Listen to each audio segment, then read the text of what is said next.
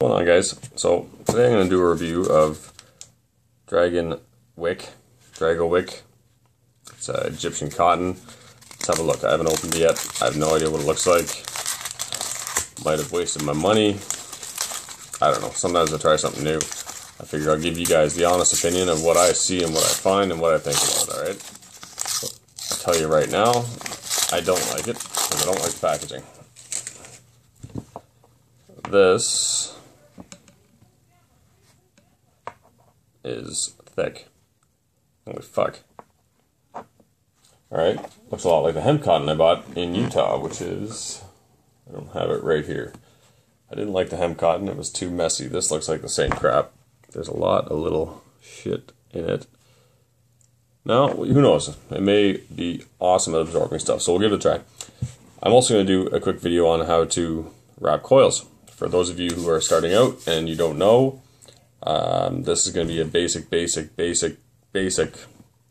coil. I'm going to probably aim for 0.08 because I like my builds low. And use basic tools. If you want to invest in a Kuro winding jig, these things rock. They don't come any better in my opinion. But for now we are going to stick to screwdrivers, pliers, nail cutters, wire. So what I have is the Mutation X V1. Alright. What we're going to do is we're going to get ourselves a length of wire. Now, this wire comes in pretty various lengths. I don't get too hung up on proper lengths. I like to have extra to work with. I like being able to hold it. I have big hands, so maybe that's what it is. I'm not as nimble as I used to be. So, we take our coil or our wire, and we take our pin. All right. So, this is going to be what, 3 millimeters. It's going to be a pretty big one. All you do is get a hold of it on one side. This is on the back side. I'm facing me. I bring it around the front. One, just like that. Two, just like that. Three, four. Alright, and we'll go one more. We'll go 5. Just like that. And what I do is I bring it back around so they both come up the same side. Now, you'll see a lot of guys will then take their needle nose pliers and they'll give it a pull. And what that does is it tightens up that coil nice and tight. Just like that. Now you can see on that screwdriver I have a pretty good coil. My one lead has come off a little bit. I'm not going to worry about that too much right now. Okay? Take your toenail cutters. There we go. There's one coil. We'll do the same thing with another one. 1, 2, 3, 4, 5. Alright, just like that.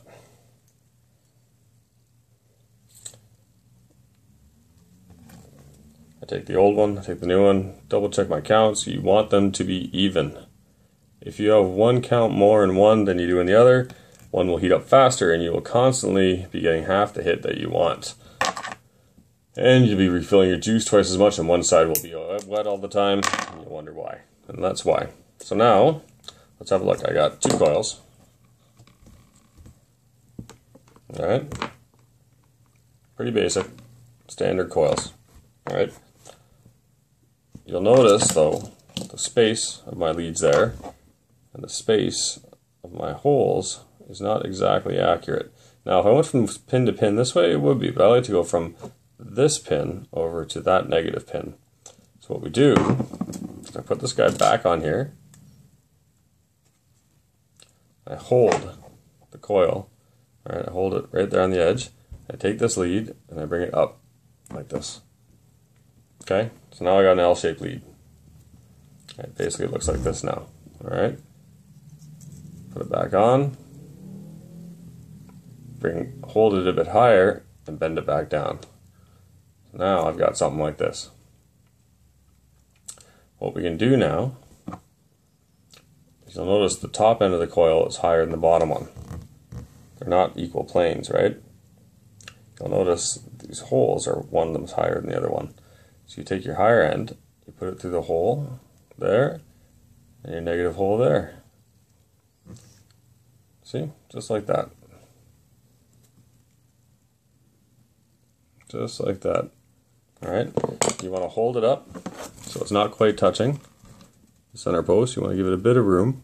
Alright? And you want to tighten down the negative. I'll do that now. And one thing I like about these center posts with dual holes is you can tighten the positive one down too. If you have a single screw center post, you leave the positive one alone.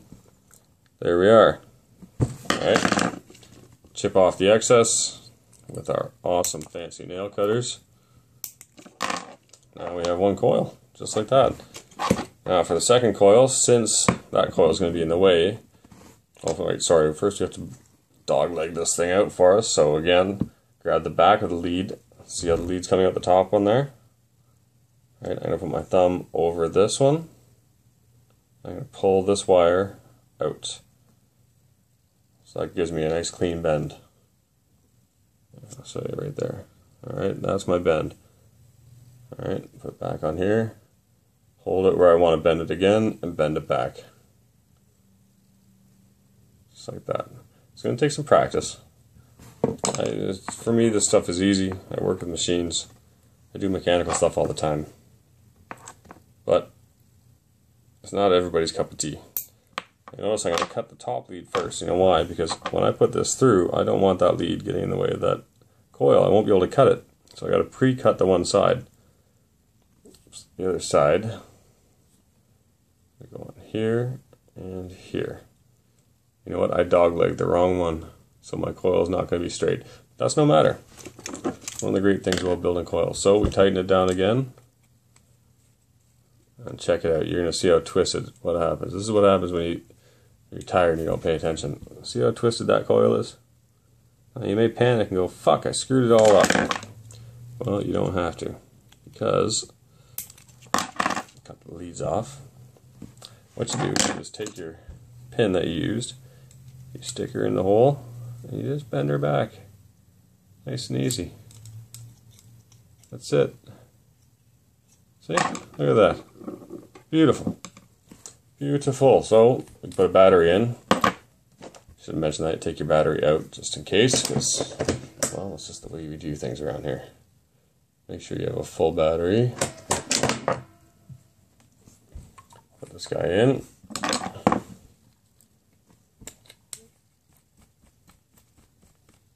And away we go. Ooh, there we go, dry hit. So you're going to see what a dry fire looks like. This is how you want to dry fire it too. You do not just go full throttle. Look at that. See that guy heating up a lot faster. Once she goes red like that, you take her and you pinch it. I think I missed my coil count. Oh, see now, here's the other one. You pinch it. And what you're doing is you're annealing it because you're drawing the heat away from it really fast with the pliers.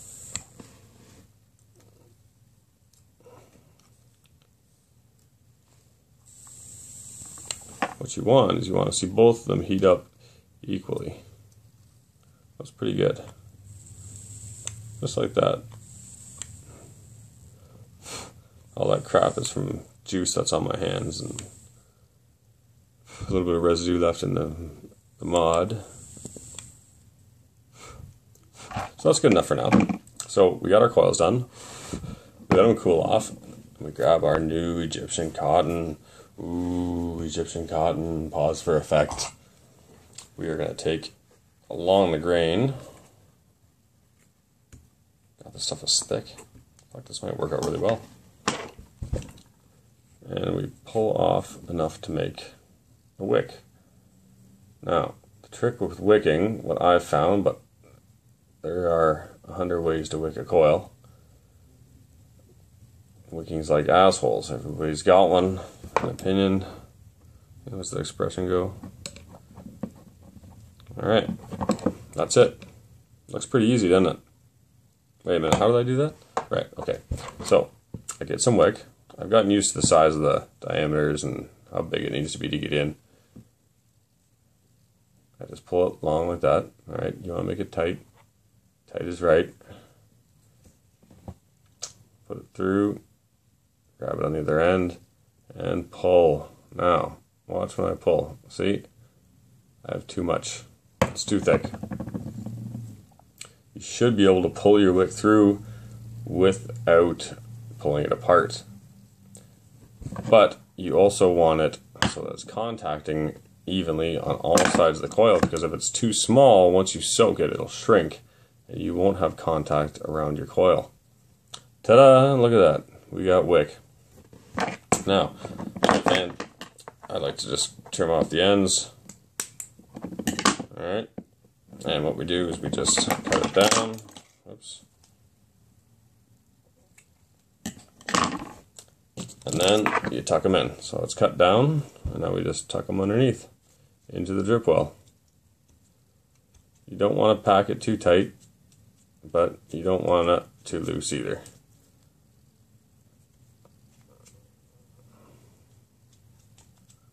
Alright. Egyptian cotton. Let's see how it goes. We will grab some new Killer Custard. Thanks to my friends over at Yoshi Vapes. I've been given some of this to try. And so far I love it. It's very, very good. It could easily be an all-day vape for me. It's very much like OMC. It's a lot thinner than OMC, so getting used to that part's a little tricky. I'm not sure what the VG count is on this. 70 VG, 30 PG. Let's give it a try. There we go. You want to make sure your wick is fully saturated. Then give her a spin.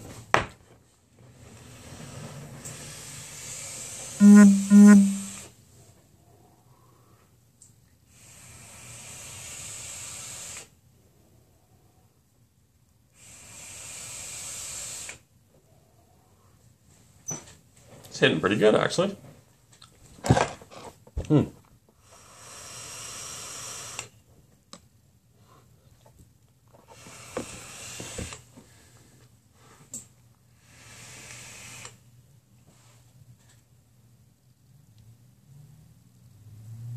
Yeah, I'm working on the O's. Anyway, coil 101. Conclusion with the Drago coil, or Drago wick. I like the wick, I gotta say. It's ugly, but it seems to be working quite well. I do not like the packaging, because now I got a big ball of fucking cotton that I have to now go put in a Ziploc bag. Unlike the infamous cotton bacon, which comes in this nice little Ziploc bag of its own. So, yay for the wick, nay for the packaging. And that's basic coil building 101. If you guys have a better way of doing it, or a different way of doing it, I'd love to hear it. And if anybody's new and has further questions that I go too fast, hit me up. Alright? Cheers, guys. See ya.